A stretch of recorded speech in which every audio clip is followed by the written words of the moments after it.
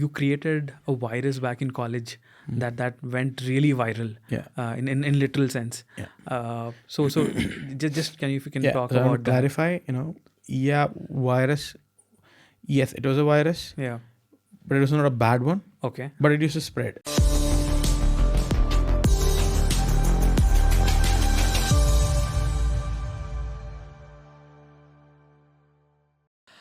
Thank you so much, Rahul. Thank you so much for joining us today. It's a pleasure to have you here. Firstly, I know I have too many questions to ask you, but my first question is, what's up? How are you? Awesome, man. Thanks for having me here. It's wonderful to talk about security and the future and all those things which I'm excited about. Okay, so you've been someone who I've been following from quite some time now, and I think in the recent days you have been very active on social media. You have a good social capital as well, and I think one of the very impressive things that I saw recently was you were invited as a speaker for G20 that happened here in India. So what do you have to say about it? How did the invite really come to your inbox, or how was it exactly? It was a good opportunity, to speak Indeed. at G20 cybersecurity. And it's pretty funny, by the way. I was just browsing through my emails one day, and the unspammed, the non-important mails, right? They categorize it into a category. So I was just casually browsing through it. So I see multiple follow-ups on one particular email. But I have never opened that. Then I saw it's coming from the CBI. Okay. Right? So first you're like, it's scam, right? Very shady, very sketchy. CBI wants to offer you £1 million Pounds or something. Yeah. Sort of scam. So I was just looking at that, and then it's signed by an IPS officer, Abhinav. Correct. And I was like, this sounds legit. So, but I started reading, and I was like, it was an invitation to be a speaker there. Okay. And I was like, oh my God, how did I miss it? So I missed it almost for 15 days, and they've been following up on the email. Yeah. But unfortunately, they sent it to my personal email ID, which is the reason I didn't see it properly either. And I responded saying that, I wanted to be in. And it's even more interesting because the CBI because this is actually on the ministry now, right? Yeah. They send people to my home and to my office to verify my identity. Wow. It's more of like, they know the identity, that's why you're invited, but basically do like a routine check. They came with a checklist and asked, all those questions. Regardless of who the speaker is, I assume. That's what I was told, that regardless of who the speaker is, we have to do this routine thing. Okay. They spoke about, what I will be speaking about, so there was like a formality, which is pretty interesting, unlike all the other conferences or places I spoke about. Interesting. But yeah, I think in G20 I saw the video actually of your talk. You made a protest there. What exactly was it about? Because I think that was something that was out of the blue, just came out, and no one really expected. I think I believe no one on the dais also was expecting that you would go for a small protest. Yeah. So I wasn't also sure whether how people will take it. Yeah. See, I believe teachers and government officials should be paid the highest. Yeah. Right. And I thought, and I always believe that when you get a crowd or a gathering, that's an opportunity to push the world forward to a better place. And I'm always thinking that, every actions I take, is it making any sort of progress? Not just, just a personal benefit for me, but sort of making any sort of progress. Yeah. Pushing our society from point A to point B. And because I believe that, teachers, and why do I believe teachers and government officials should be paid the highest? Because teachers are the one who builds the future generation. And if the people who build the future, because you're all working towards the future, people who are building the future are not incentivized properly, then not good people are come into as teachers.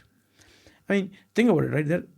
Some of those topics which you learned in school, if the teacher was really good, you understood the concept. And if you didn't like the teacher, you never cared about it, right? Yeah. Now, what if we had excellent teachers who are passionate about it? and incentivize properly, then the future will become really better. But it's not happening. They're Yeah. like the least paid. Yeah. Government officials, because I mean, their job is to make the life of citizens better. And if their own life is bad, what is going to happen? Yeah, well, you can't blame corruption when you literally take down the fundamentals. Police officers and like constables, their salary is 15,000 rupees in Bangalore, Okay. right? That's much lesser than an intern, Yeah. right? Yeah. So if their life is not taken care properly, Hmm. how will they be motivated to take care of the life of other people? They will not be even able to see what they should do because they are too worried about their own family and their own personal life, True. right? Yeah. So these sort of things, I think, in the society we are not. You need to like a revolution. You need to have a revolution to happen in some of these spaces. Okay. Then only I think this is going to be a better future. So when I got the opportunity to speak there, I thought, why should it be just about cybersecurity, Yeah. but a little bit more about this as well. Mm-hmm. And I was a little worried, how, because I didn't tell them that I want to do this. Yeah. Right. Yeah. It was supposed to be. It was not part of the agenda, not part of the deck. Yeah. But I did it, and I think it was well received, I would say. Okay. Okay. Yeah. That's great.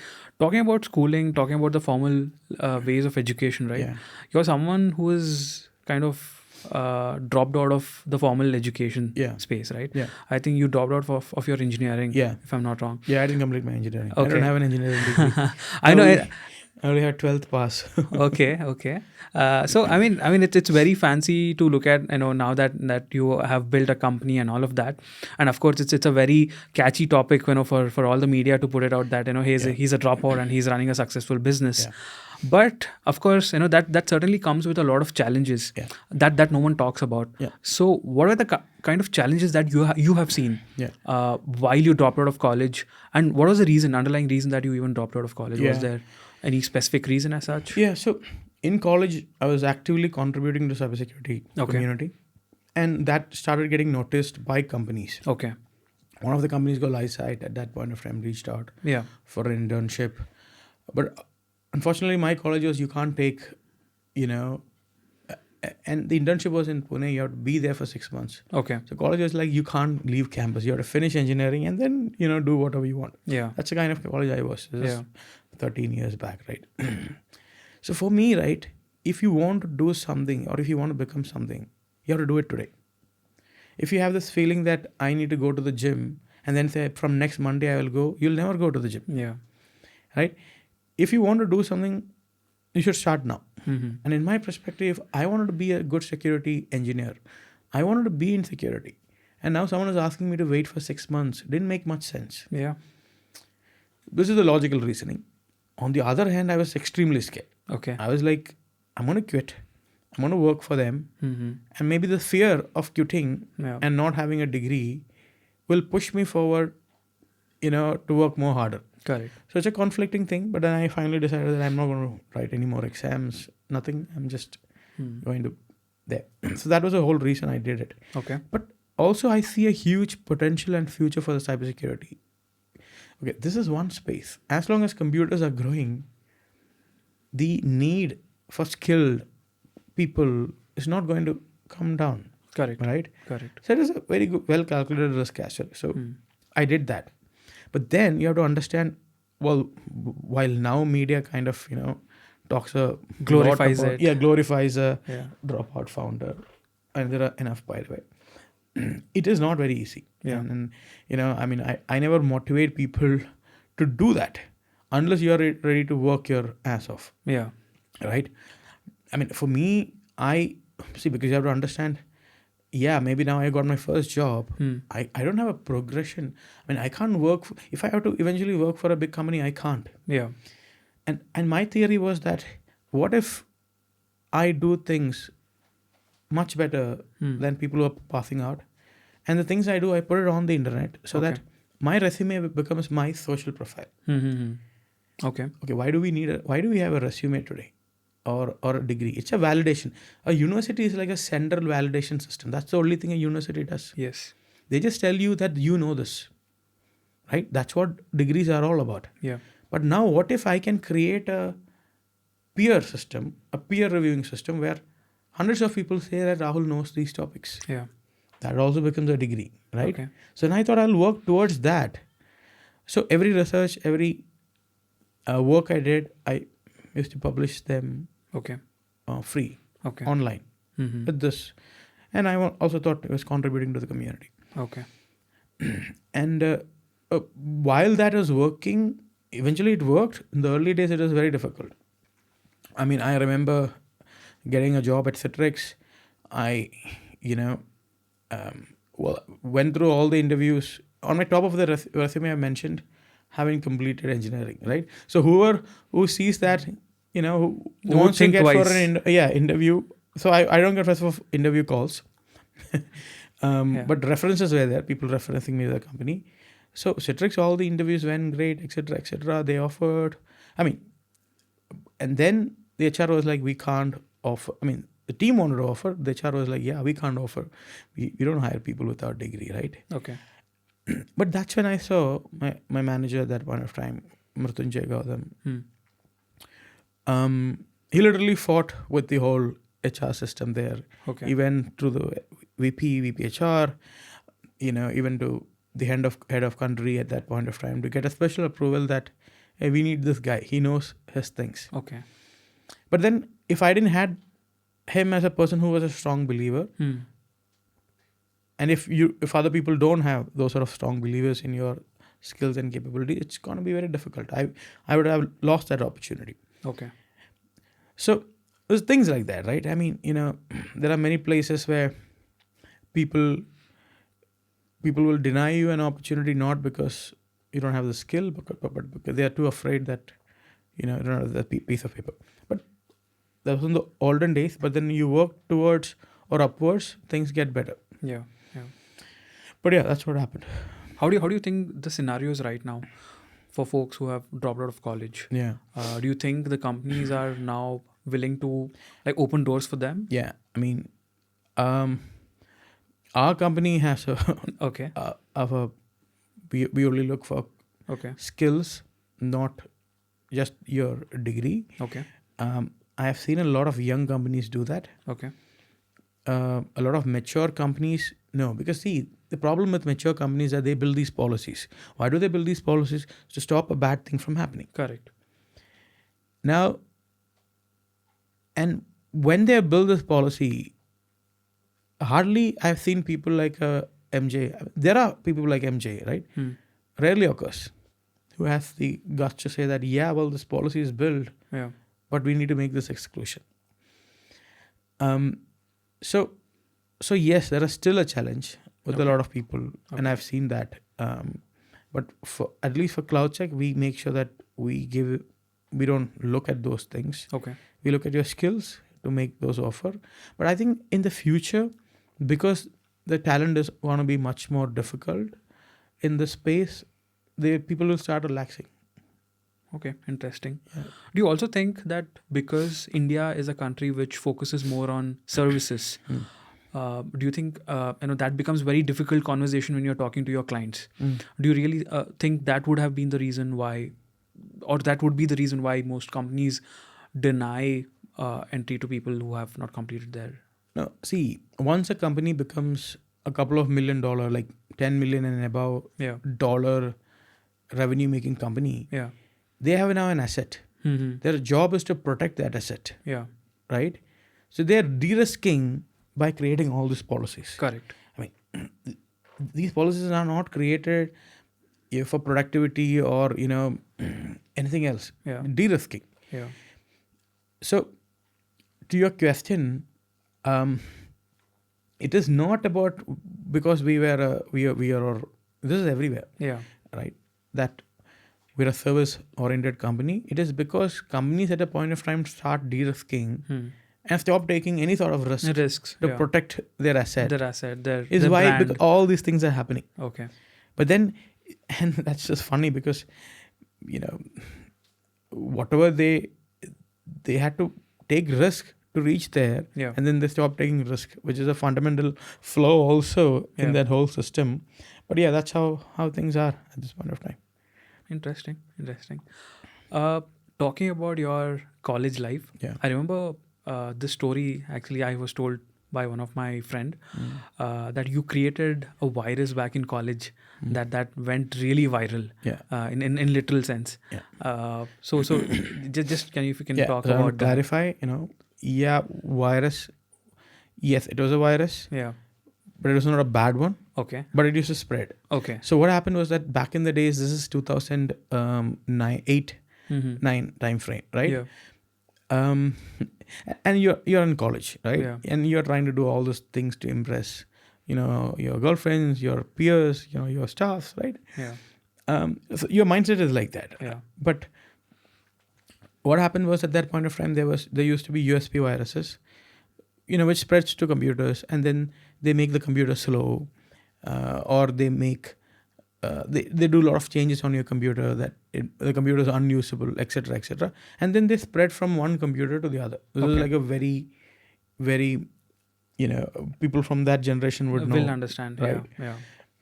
And I was thinking, what if we reverse this, right? We'll make something which will spread. Hmm. It's a program. We'll Yeah. make a program which will spread fast, but it will make good changes to the system, Okay. improve the efficiency of the system, Okay. make the system faster, kill all the viruses which exist already, Okay. and then literally propagate. Okay. So that, so this is an interesting idea, and it was like, it will be a cool project, right? Hmm. And I built it, with using the internet. And the interesting thing is that I am testing it on my computer in my computer lab. And Bill deployed on one day, and then showed it to my friend. Yeah. And then 1 week after I come to the internet lab, every internet lab has my picture. Okay. The computer starts with me sitting on a bike picture. Oh, now you are also little fascinated by the way. Wow, this thing is Going viral. going viral, right? Yeah. So you are now excited little now, but something you created is doing cool things, and everyone is coming and asking, "Hey, Rahul, I saw your picture there." Yeah. And then it went to ladies' hostel's computer lab. Okay. So the entire ladies' hostel had this picture. Mm-hmm. So getting so it's still in the college. People are appreciative, hey, dude, how did you do that sort of, right? Okay. Then it actually got a little out of control. Okay. Because now, the thing is that you can't now, it's not like a centralized thing. It's just replicating and moving to one computer to the other. That actually got a little out of hand. I've seen people calling me from the state, the city then, and then the state. Then I even got calls from the university. Okay. That some computer there, or a bunch of computers there, is showing him my picture and my name. So it reached a scenario that I couldn't no more control Control it. the outcome. Yeah. And that becomes a little scary. But you have to understand, it's not doing anything bad. It was actually doing good things. Yeah. But people didn't understand that either. Because I'm just putting my picture and my signature. That was the only thing. Rest of the things were happening in the background. And it used to point to a website also saying, oh, things it's just doing, right? But then I took that website down eventually. And I think maybe one or 2 years it was just doing rounds, and then it kind of Died down. Okay. Yeah. Okay. I mean, talking about viruses, I remember in 2013, Nalcon, if I remember, I still have that video in my archives. So I was there. I was still a college student back then, and there was this one virus sample that you were given from the NTRO back then. Yeah. I know now it's all in the public domain, so Yeah. we are good to talk about it. Yeah, absolutely. So what exactly went through it? I know you also sort of came into a big limelight back then for that. Yeah. For sort of reversing it, Yeah. trying to understand what the virus really does. Yeah. What exactly was that episode all Yeah, about? it's a very interesting, and so I think me and the Garage for Hackers community, which is Yeah. a community which we had back then, Yeah. we were all attending Nalcon, and the NDRO, which is the The government. government agency. Yeah. They come up with all of a sudden they come and say that we have received this malware sample. We don't know where it is from. It actually came to one of the top most officials inbox. We are going to give a bounty to anyone who gives more information about this. So it's like a live CTF sort of thing, right? Yeah. They get information about this malware. So the community members, and I remember Anil, Afale, uh, Swapnil, um, I think Amol was there. Amol Naik was there. A bunch of us now, was like, so we formed a group, Yeah. and we were now trying to figure out how we can get more information. The interesting thing is that there were people who had good, there are people who had good reversing skills, Anil, or for me, we were able to reverse. Rashid Bhat was also there. We were able to reverse with the common skills to come to a conclusion that, hey, this is the malware, that's this. It infects the computer, steals every document which is on your computer to some server outside. Okay. But they were like, give us information about who it is, right? And and at that point of time, you have to understand there's a mental perception that all these malware people who make these malwares are like really smart. Yeah. Right. And I have a theory that if you start thinking that something is difficult, you will never solve it. So I always think that, well, everyone can make mistakes. Even these malware developers can make mistakes. Yeah. That means there'll be a flaw in the way they build this technology, it's a software, which I could be able to find who is behind it. Okay. And they could be dumb. They will make a mistake. So this builds my own confidence. This psychological thing works really well. Okay. Okay. So I was in that mode. But actually the first 2 days, 1.5 days, we couldn't get till there. Okay. Just minutes before, they were announcing all the presentations. Now people have to come present what they found, if anyone found it. So there were like a bunch of presentations lined up. We still don't have. And one of the things I have learned is that don't ever give up on a task which you've taken up. Even if it's like there is 30 seconds more, let the timer run out completely. And then, be disappointed. But until then, you'll have to keep trying. And in the last minute, I was just thinking that, well, this protocol works like this because we have the protocol now analyzed. And if we just do a certain packet modification, I might be able to upload a malware on their server, right? And because now our government is asking, to go fine, we have that license also. Yeah. And 30, 40, minutes before the final show off, we were able to get access on the malware service. Okay. And then what we saw was massive. Okay. Thousands of documents on hundreds of servers. They had like a swarm of servers, and documents, critical documents from different departments, because it's all infected, were coming to those servers. And then we were able to eventually identify the location, that it was actually managed by a PLA, People Liberation Army, headquartered, based out of Chengdu. If I remember correctly. Yeah, China. Okay. Right. And we saw a very military-like pattern. Okay. We saw how they were operating. It was like just a proper military pattern where there was people working, more than 50, 60 people working on managing these things. Okay. Full time. Okay. Right. And so interesting thing was there were multiple presentations, right? So the first presenter did, and then when we went into the stage, we just showed this is what they were like. Yeah, winners. There's no more show off. And then they literally gave the money in our hands. I don't know if there's a video still available. Okay. But that was pretty fun, by the way, at that point of time. Interesting. Do you really still feel it's happening even now? That such kind of an attack on Indian government, of course, websites and other now places. It's no more about the Indian government. There's a lot more happening on the Indian civilians as well. Okay. Some of the papers we published recently are all about different groups operating from China. Okay. And now this would not be government managed groups, but could be cybercrime groups. Okay. Stealing money, siphoning money from poor victims in India. Okay. A lot to do with the loan app scams. The Chinese loan apps. Chinese loan app scams, right? Yeah. And So a lot of command and control was actually sitting in China. Okay. So to your question, yes, I mean it's actually, I would only say it's only getting far more worse, right? It's not going to be going down. But I think the government has also, evolved. Governments all around the world has evolved Mm-hmm. to be able to handle and protect some of these things. But yeah. Okay. Talking about attacks on the cyber attacks on civilians or the government agencies, right now, who do you see like in terms of the cyber enemy for India? Who do you think like tops the list? I mean, where do you See, sense that the most of the attacks are coming from? when it comes to cyber threats, right? Yeah.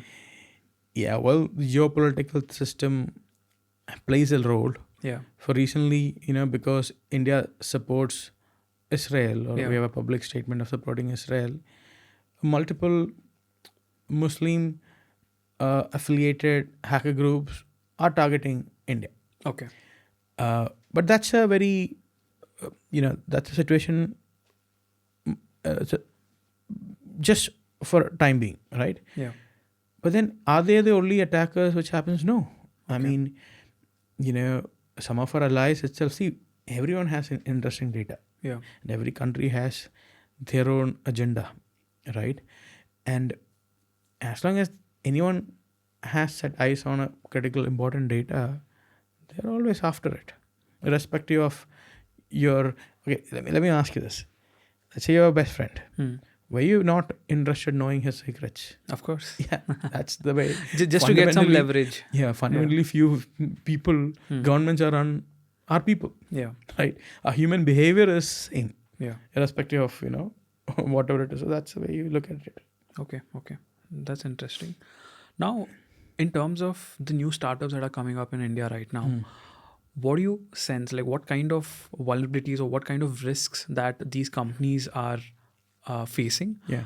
Because I think you have been working on these aspects quite a lot. And what do you sense? Like, what kind of risks in entirety that they're facing? So I think the future, we're putting a lot on supply chain related threats, and supply chain is a very large piece of a threat that every computer. So in the end, everything is a computer connected to each other, which is what the networks are. Yeah. Now, a network is isolated by a company. Let's say a company owns a particular network, but then there's some shared network with a vendor or a supplier, right? Or even a software connection Yeah. coming in. So if you start thinking of the large network and to infect one of those networks, supply chain is the way for you to break in. Okay. I don't know if you know those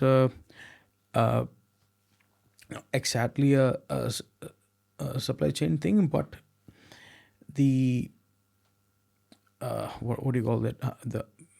The library hijacking attacks where or for example a package manager hijacking where the software fundamentally looks where the libraries, and they go to a package manager hosted a pip sort of package manager, check whether a library which they have exists on the external package manager. Yeah. If you don't locally, it doesn't have it, and then you download it from it. Yeah. That's how many of the programs run right now architecturally. Yeah. I think one of the famous ones was the Log4j. Yeah, Log4j. Yeah. Again, I mean, I think all of them will fall under, yes, correct. All of them fall under one way or the other supply chain. Yeah. But yeah, so those sort of things is what we think is going to happen. And we have seen massive amount of package manager repositories getting updated with malware so that, just when the program runs, the Log4j sort of setup happens. Yeah. So we see a lot of those going to happen in the future. Okay. Interesting. Other aspects that I've fundamentally looked at that you specifically do in terms of your researches, right? I think they've always been something out of the line. Out of the line as in like something that normally people don't even think of. I think the first one that I was really impressed, I was still back in college, is on the IVR attack that you did. like press 1 for English, press 2 Yeah, for yeah, Hindi. So that kind of a system, yeah, people hardly even think of, okay, these could be hacked. yeah, How did it even come to your mind that yeah. you wanted to hack such a system? This is 2011, okay? Yeah. And one of the things I've seen is that people always ask, what do I research on? And people are very confused on what I research on. Yeah. And I always see, just be like a kid. If you see a small baby is curious and observant about every little thing. He's not like uptight or like how you are right now, right? Yeah. They're just curious, explore every little thing on the floor. And I don't think as we grow up, we stop doing that. Mhm. Our exploration aspects keep coming down because now we're trying to be like how the society is. And for some reason, the society is very uptight. So my theory is that, when you are in a field where you have things, you just explore, you just find anything and everything and make sure the childish curiosity is there. Okay. So every project I took, I was like, I just being like an explorer. When I see, I'll be just looking of this mic and I'll just touch and say, well, how does this whole thing work? So I try to keep that curiosity element, the childish curiosity, which other people might find stupid, Okay. alive in me, so that when I see things, Hmm. I explore, and that gives a higher, opportunity. Okay. So the eyewear was like that, and everyone at that point of time was using a phone banking system. The phone banking was just like you called, and the bank was trying to communicate to you in one form or the other. Yeah. I was like, okay, I mean, no one is actually looking at these things. There's no papers at that point of time talking about testing these things, and it was easy to test because you have it there. Then I started writing programs how to build your own IVR applications. Started there because I always believe that only if you can build something, you can break it. So every time I started, how do I say, trying to do a research on something, I always was like, let me build something first, like a mini app, right? Gives me a good understanding about the architecture, Okay. and then progresses. And that's one mistake many people make. They just straight away go into the the hardcore parts without spending enough time on the basics. Many times. Okay. So that's how that research happened, by the way. Okay. I think there are a bunch of other research that you have done. I know back in the days I always saw like online, you were presenting at one or the other conferences. I think the other one that was very interesting was on the cable TV hack. Yeah. I think the cable TV is like I don't know the Gen Z. Yeah. Do they Yeah. even know what exactly is a cable Yeah. TV? The cable But TV, the drone one. yeah, We spoke about the drone one? No, right? no, Yeah, we yeah. haven't. The cable TV, the drone one, that was my cable TV was my favorite. Okay. Drone was my second favorite. Because cable TV, drone was my you know, all these things. When it is a cable TV thing, right? I mean, we didn't have the equipment. That was Yeah. the problem, right? Okay. Everyone watches a TV, but no one has the equipment to see how the whole system works. Yeah. So I had to like literally travel all the way to my hometown, whom I made relationship with the cable TV operator. Okay. So every weekend I used to travel, Hmm. and then on the travel I used to read the RFPs, of those specifications and protocols to get the theoretical knowledge, and work with the people who knew how to get things done. They had good, they had good they have good practical knowledge. And then they used to teach me. They were in the lungis. Okay. They go around, climbing poles, fixing the cables, right? So I spent a good amount of time understanding the whole system from how the signals are received, Okay. how it is transmitted all the way to your house Mhm. to get this thing. And I was like, if I can inject my own signal, I can make anyone watch any channel of my choice. Yeah. And I was always thinking I always picture the final outcome of a research. If I do this, it will be amazing this way, right? So I just reverse from there how to make it happen, manifest how to make it happen. Okay. So that was one of the things. The drone one, and you wouldn't believe, I spent 3 months of my salary in buying drones. Every drone I could get at that Wow. point of time, I was just spending money. Okay. And I didn't have money for food. I had drones at the point Were of you time. were you married back then? I was not married. Thankfully. I had a girlfriend, which was my wife now. Okay. Um, but it was funny, I mean, like, because all the money is gone and Yeah. because you're like obsessed about something. But then that also taught me one thing, that I am investing my time and money in one research, Okay. and I am only using the research for 6 months. After 6 months, I'm just discontinuing that. Okay. So there's no compounding happen Mm-hmm. for me, Okay. which is the reason I also now have a company, is because I was like, maybe now I should start investing the time, money, and resources for something long term, not short term. Okay. And then it'll compound and it'll give you much better returns. So 2010 to 2015, one research a year or two researches a year went into, I'm only going to do one thing now till end of time, right? Like, like you said, from moving from a sprint to a marathon. Yeah. Yeah. Interesting. And what was the kind of responses that you got for these kind of research? Because I mean, these are completely outliers kind of a mechanism that you would have Yeah. followed, right?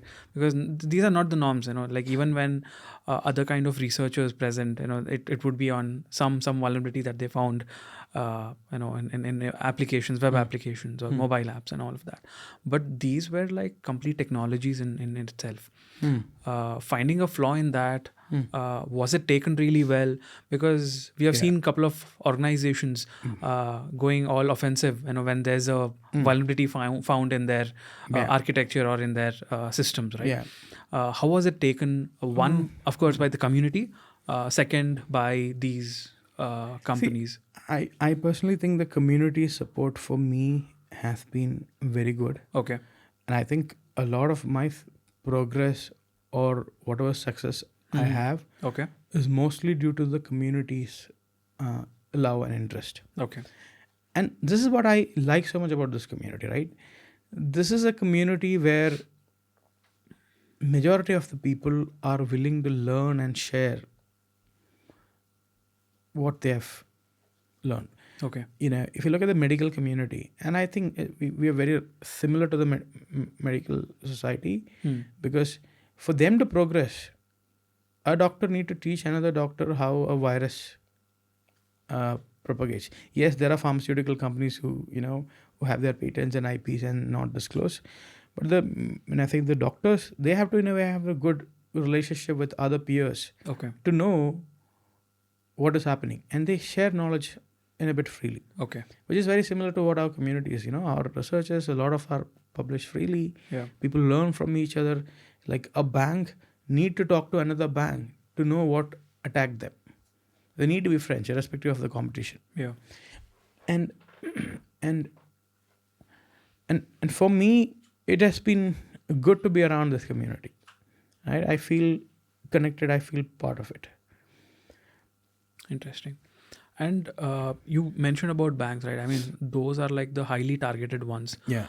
Is it still the case now as well, or has the landscape kind of changed with the new set of attackers are always where money is. That's Okay. what on the top, and then documents and files and all those things. Okay. But it's all where money is, right? Mm-hmm.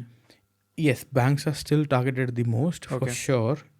But then you have to understand money is no more sitting in a bank. Money is sitting, now a lot of attacks we see is the SMS hijacking things, where they're putting Android malwares everywhere, which sits on the victim's phone, Yeah. steals his OTP, Okay. and make fraudulent transactions. Okay. We've seen the AEPS, they launched that you can take money with fingerprints. What is And APS? AEPS is actually a system designed and as part of the UPI, NPCI, where you can actually use literally, and it's a part of the banking stack, that you can use your fingerprints. You don't need a card, you don't need a phone, just your fingerprint to withdraw money, Okay. get money. Okay. And then now what we are seeing is that thousands of fingerprints are getting hijacked right, Hmm. to steal other people's money. Okay. Right. But the good thing is that there's a limit. There's an IPS limit, Yeah. so they're not able to do huge scale scams yet. Yeah.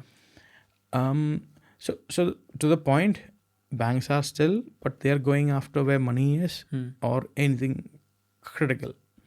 Okay. Okay.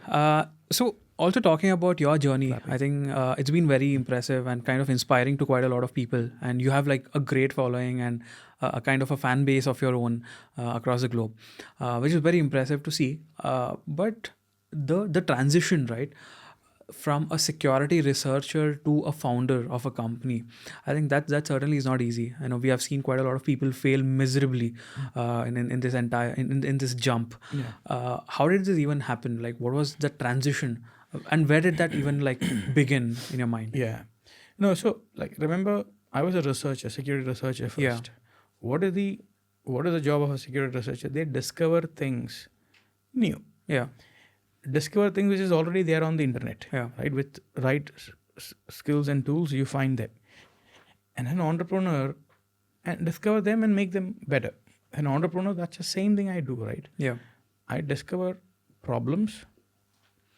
I discover solutions to problems, and discover them from the internet. Every challenge I faced, the solution was there on the internet. Could be a podcast, could be a YouTube channel, could be a blog, Yeah. somewhere hidden. So I use my research skills to find the answers to those, Hmm. apart from your own thinking, which needs to be done. So I think the transition in my perspective was like, well, yeah. I mean, I struggled a bit, figuring out a lot of aspects. I mean, we didn't register. We got our first customer, and the customer gave us a PO. Hmm. Right? He was ready to give us the. No, actually, he gave us the PO, Hmm. and then he wanted to transfer the money. Okay. And that's when I realized that I haven't registered the company. Okay. And because you're building the prototype, Yeah. you're showcasing it to people, that you're not like, oh well, you need to register a company to have a bank account. Hmm. But you're not thinking of these things in the early days, right? Yeah, When I started. And then I had to wait for a month, because in India, starting a company, getting a bank account is like 2 to 3 weeks of process. Correct. And I can't tell the client that I haven't registered my company. You've given me the PO, Yeah. but you can't invoice now. And the client is chasing me, Well, I'm like, don't worry about the money, be cool. I can't tell. And so things like that still happens, There was always a lot of unknown. Hmm. But then eventually I figured out that, you need a right set of people who knows these things. Okay. So it's not about you doing everything. It's about right people with you doing everything for you. Okay. You'll have to delegate a lot of things. You'll have to work with them alongside. And I think these things I was already doing it in one form or the other. So yes, the transition was, if you look at it as slow, it took years, but wasn't like too difficult either. Okay. Yeah. Okay. Yeah. And you're someone who's always believed in communities, right? Yeah. And you've been part of Null, you've been part of Garage for Hackers and bunch of other communities, Yeah. right?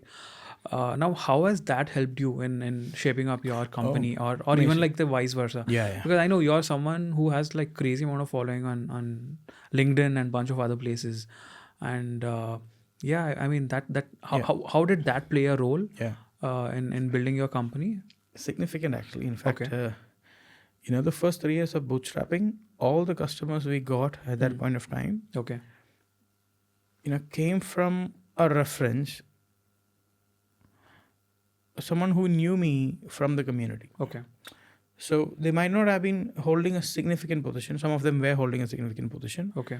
Some of them were young in an organization, but they were able to push my case up. Okay. So the community part is like, like I said, everything I believe, which I have or the company has, came from the community. And we are always indebted to the community for that. Okay. So yeah, Okay. very Okay. largely. That's nice. So I know quite a lot of young guys follow you. I know the young crowd is like that. They're crazy about you, right?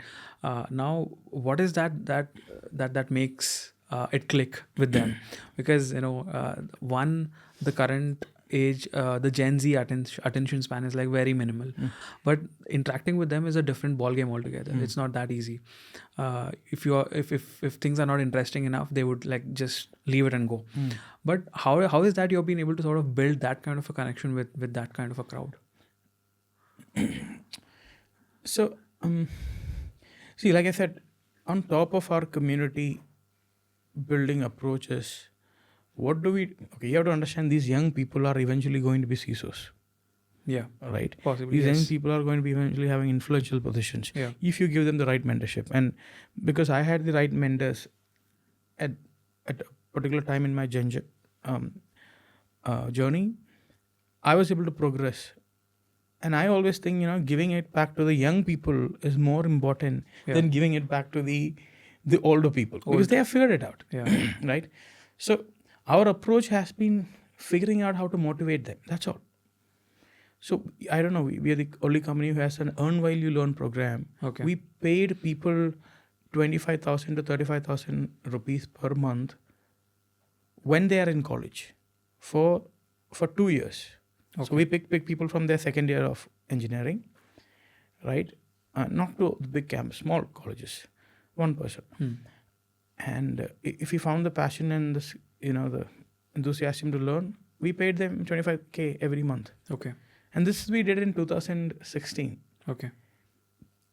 Now, well, why we were already doing it for few people, a lot of people were inspired or want to part of, because we did it because when that person passes out of college, he should not have a debt, a loan or a education debt on his head. Yeah. He should be able to freely decide what is his best career option than forcing them into, some labor.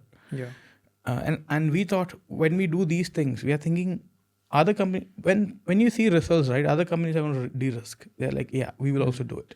And then if enough companies does this, we have people passing out of college who have skills, who's ready to go work in other companies. Okay. And you have to understand, we didn't had any sort of agreement with these people saying that you have to come work with us after 2 years. Nothing. You're free to work anywhere. Okay. And guess what? All the people in the previous batches came joined CloudSec. Wow. Okay. Yeah. So we still have a good culture of young, figuring out ways to motivate these people.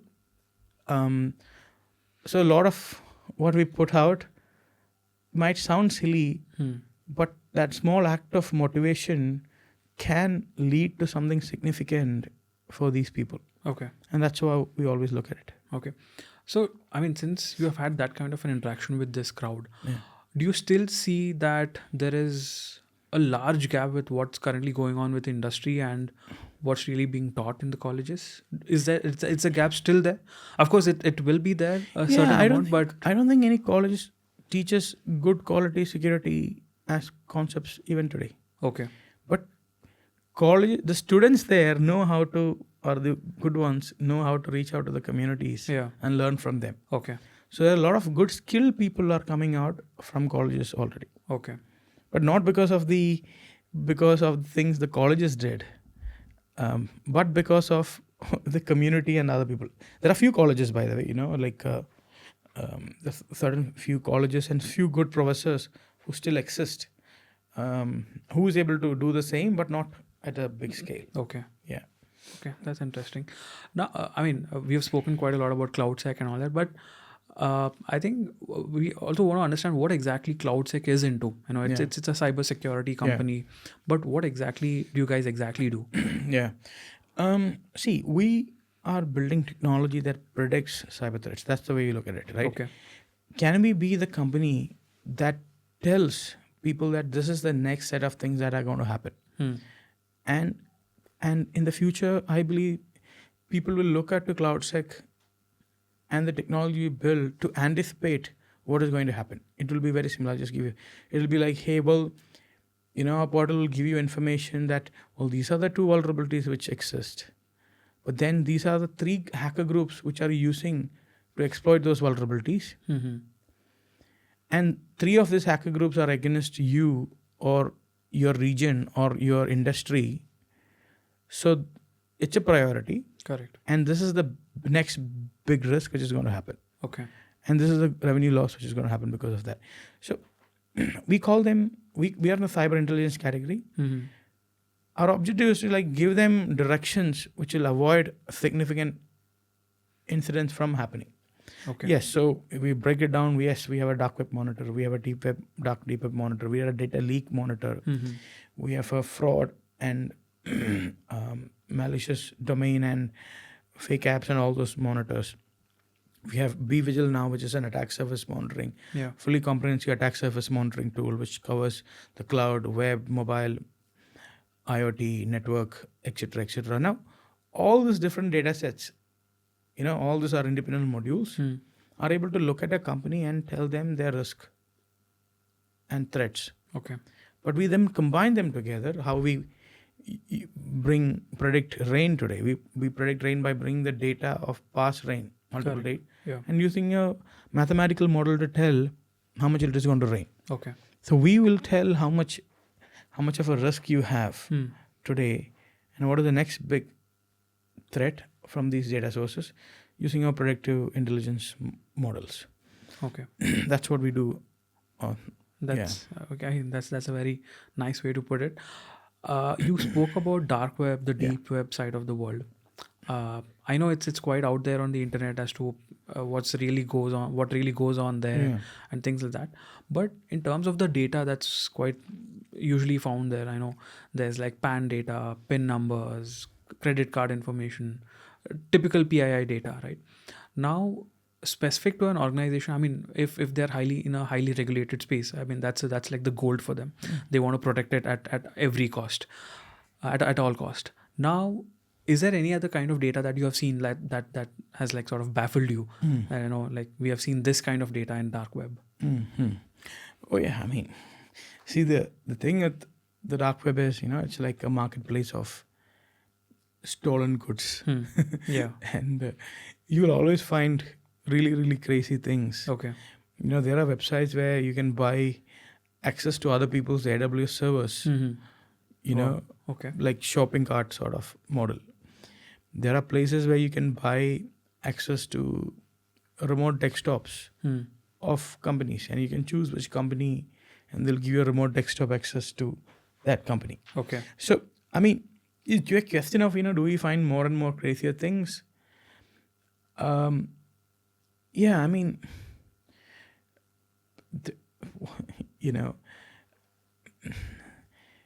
how much more crazier can it get, when you can actually buy the life and data of someone Yeah. easily from there. So, yeah. Okay. That's interesting. Now, I know CloudSec has, I mean, you guys are Yeah. doing quite a lot of research in the cybersecurity space now. Has there been any time where, you've been like a superhero, gone out to like save the company, Yeah. and like something like from them going bankrupt? Has that ever happened? Sure. I mean, see, one of our monitors looks for leaked or stolen AWS keys. Okay. Okay. And you wouldn't believe, and it also looks for dark web leak credentials, etc., etc. There was an instance once we discovered, when you do UPI transactions, Yeah. the transactions actually go from the QR code, Yeah. hits the UPI gateway, right? And now, if you have to look at the QR codes, are managed by different companies. It's Yeah. not the UPI who manages the QR code, right? That payment first enters from multiple. There's so many companies. I don't want to name them. Okay.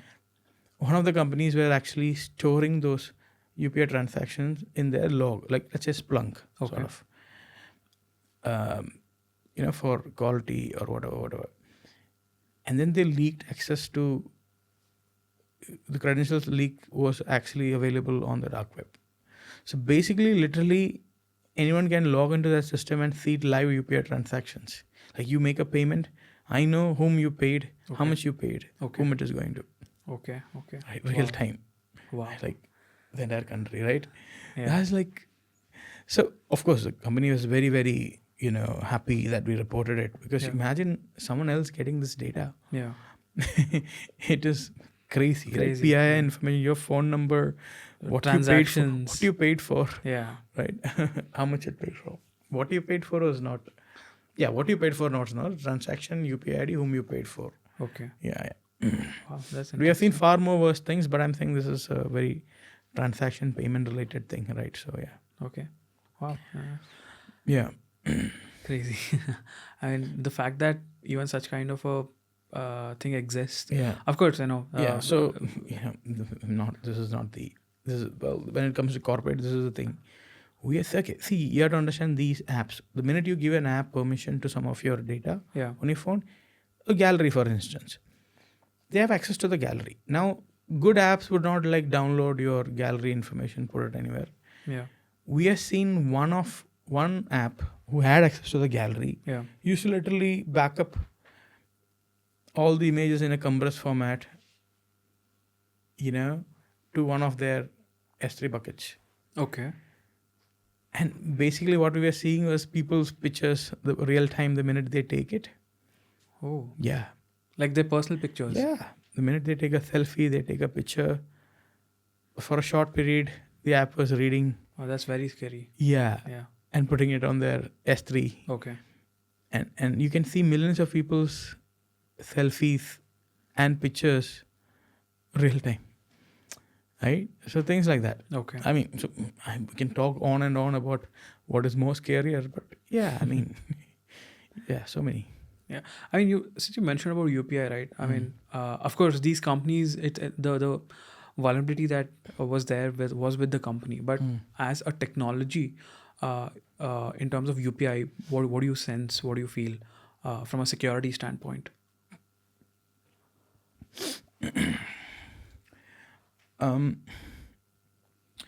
They have a very amazing team. They're one of our customers as well, by the way, NPCI. Okay. And they support other banks as well in a lot of cybersecurity endeavors. It is one of our fundamental payment pillars of the country, right? And the way they're built, the way they're maintaining it is pretty amazing. And other countries are like just wowed by what we have. Of course, they'll also be the most attacked, right? Yeah. And you are able to hear very little incidents as of today is because fundamentally, architecturally, they have done enough to protect it. Okay.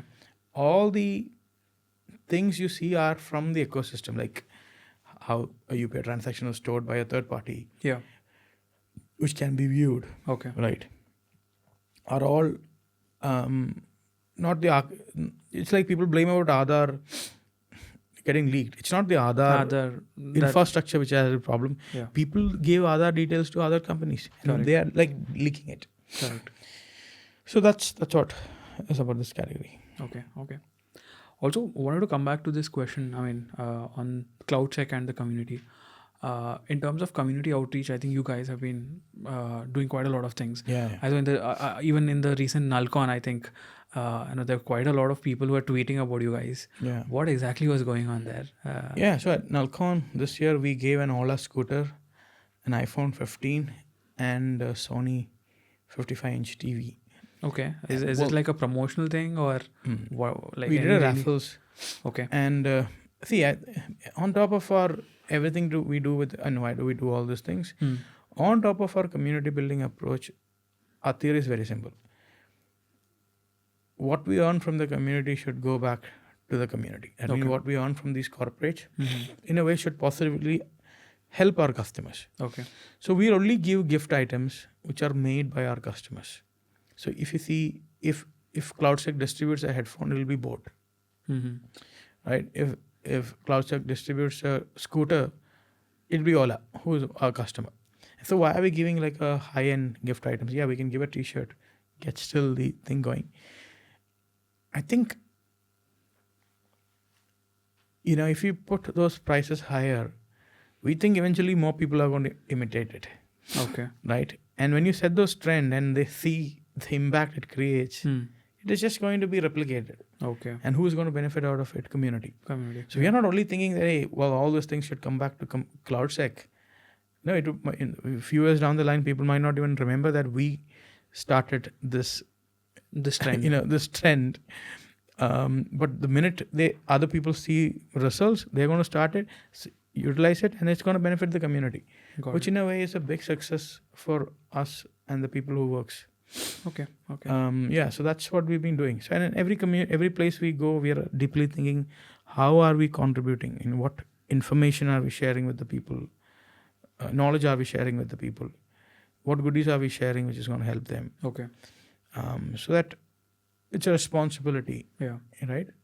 And you would not believe we are the only company who has we paid 5 lakh rupees to the family of anyone who passed away in cybersecurity.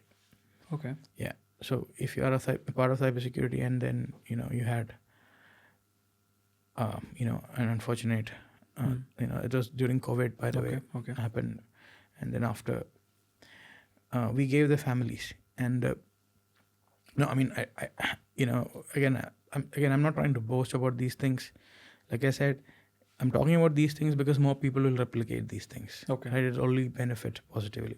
Mm-hmm. We are the only company who give away 25,000 rupees for anyone who lost job, anyone who in cybersecurity lost job Okay. during the COVID layoff Okay. or any of those layoffs. Mm-hmm. So they could actually, we are giving them stipends, or we will give them an assignment whom they could support us, Okay.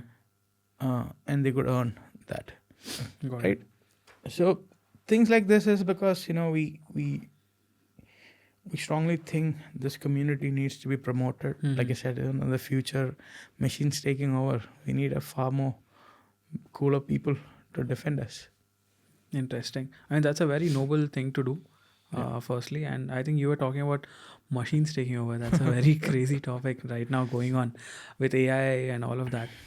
Do you somewhere sense uh, it's kind of become a problem that no one's talking about, the entire generative AI being used Yeah. in terms of security specifically? Yeah. So, I mean, I am very excited about the AI space, right? Okay. I mean, our company itself is trying to do things in that space. Okay. I am particularly also worried, or I deeply think about the future as well.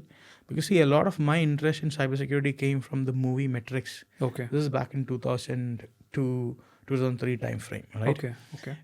The movie Matrix showed how machines took over the world, and then machines were controlling humans, right? And that's what I keep saying. Even today, machines have already taken over the world in some way or the other. Yeah. I reached here on a Uber, Ola cab who use Google Maps, and we follow a Google Maps direction Mm. blindly. Yeah. Whether there is a better route or not, we don't anymore ask directions or believe in our own instincts or knowledge. We depend on a computer to do that. That means some amount of our day-to-day life has submitted to the machines. Okay. Now imagine 10 years, 20 years, 30 years down the line. I believe machines would have a far more significant role in our lives, which will be catastrophic in nature as well. Okay. At that time frame, there's nobody better than the cybersecurity community. If a machine uprising happens, it's only the security community who would be able to stop that. Okay. Right? And it might be funny today, but Yeah. might not be in the future. Okay. Okay. Well, I think one of the other things that has been impressive is the fact that the growth of CloudSec, right? Of course, not trying to sort of promote this or something, but of course, you have to sort of commend the success that CloudSec has had, right? Now, right from the scratch, I think it's you guys started in 2015, if I'm not wrong. Yeah. From then to now, I think in a very short duration of time, the kind of growth that everyone's seen with CloudSec has been phenomenal. I think you guys are like a multi-million-dollar company now. Now, in a security space, I think that too in India, where cloud security or cyber security in general was kind of looked down, by most of the companies. How did that even happen? Like, what was the like the transition? Yeah. So we haven't reached where we want to reach. We're still in the very early days, and like I said, cybersecurity companies are only going to grow. Okay. Okay, it's not going to come down. As long as the right leaders are there, the right directions are there, it's only going to grow. So Okay. I think our company is going to grow a lot more in the coming years. Okay. Um, the the question of, I think you are asking what is the reason for the growth. See, I think we take so much pride in taking care of our people and our customers. Okay. So you have to understand, to build a great company, you just need two things. Okay. You need to have a good product. How will a good product come? You just need to have good people to build the product. Okay. And you build the right culture, everything will happen in place. Okay. And that's what I've been doing. That's the only thing. And when your product can actually positively impact future threats, people are going to pay for it. Like I was just saying, the first year, the revenue, we made X revenue. For the entire year, made one revenue. Now we are able to do it in from one product sale, like last month. Okay. Okay. So it's not like very like, it took time also. I mean, we bootstrapped for the first 3 years. That was very slow process. And then we recently, when we had to take some funding, which accelerated the growth. I'm also always a believer that, a business is in the business of making money, not raising money. So, growth has to come from customers. Why? Because that's the realization or a representation of how good your product and services are. Okay. Someone can tell you, hey Rahul, this is a good product. And if the person is not paying for it, it's just pointless words. Right? So value is realized when someone is ready to pay for it. Yeah. And bring the right people, and they build the right product, and the right culture will take you to places. Okay. And I think we have a lot more to grow. Okay. That's really good to know about the success story of CloudSec. Interesting. Of course, with success also comes a part of failure. Yeah. Right. I mean that's given. That's like the other side of the coin. Yeah. Now, have you had like that kind of failures which has Yeah. kind of broken you or almost broken you? Yeah. I mean, so like I said, the first 3 years of bootstrapping, it was me figuring out,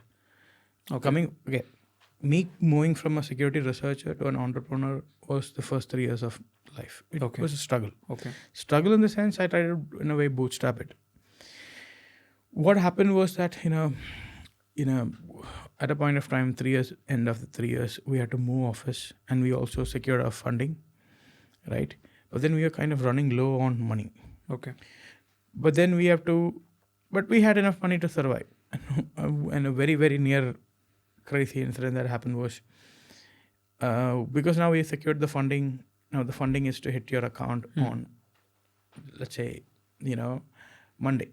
But the Thursday I have to vacate my current office and I have to move into a new office. So I told all my team members, we are going to move into our new office on Monday. Okay. But then you have to give this deposits, right? Which is a huge amount. Yeah. Which I didn't have at that point of time in my bank account. But since the funding amount is going to hit on Monday, it was not a big deal either. But then the tenant was like, no, if you want to enter the building, you need to give me the money first, deposit first. Okay. So now I can't tell, people this, right? So then I was like, yeah, if money is going to come on Monday, I'll just sign a check. Yeah. Right? He just needs a check. So I gave him the check. So I'm like, yeah, it's all cool, chill, right? So our people joined the new office on Monday. And guess what? The funding money hasn't hit your account. Wow. And I am so stressed. I could now go to jail because of, check fraud. I am so stressed that, I now can't tell the tenant also that there's no money there. You just wait. Yeah. Right? Because I just moved in this building. Yeah. And I don't know, that whole day I was super stressed. Because I was like, why did I do this? I mean, I could have found a different route also. I would have, something better was there, right? I mean, I shouldn't have anticipated this better. And then Then I called him on Monday and said, "Hey, it's all good, right?" Um, because till Monday evening, we are like tossed. Yeah. So I called him on Monday evening. I said, I hope you haven't, deposited the check, etc., etc. So he's like, actually, Rahul, I deposit checks on Wednesday because that's an auspicious day for me. Wow. Okay. So I'll do it only on Wednesday. I'm like, oh my God. The Tuesday money came. So I think that stress you go through Yeah. is sometimes, crazy. Okay. But I think that has been, uh, uh, a life for any entrepreneur, because you will end up in situations like that, Okay. unanticipated. But then I think, you have to wiggle your way out. And here it was luck, to be honest, right? I mean, and this is where, maybe God came because he's got a religious, he's got a religious Religious angle to it. angle to it, which is Yeah. which we only deposited on Wednesday, which saved us. But yeah, I mean, this is, I would say this is one, experience, I would say. Okay. Okay. Yeah. That's a good thing to know. I think as an entrepreneur, you end up facing quite a lot of Yeah. challenges every day. Yeah. Right? Okay. There's always one thing or the other will come your way. Half of them are unanticipated. Yeah. Right? Some of them are anticipated. But I think, see, that's the thing, right? What is the job of an entrepreneur? The way I look at it is that I have to stand my ground. Okay. Irrespective of whatever happens, I'm going to stand my ground and I'm going to figure it out. Because you know what? Everything can be solved.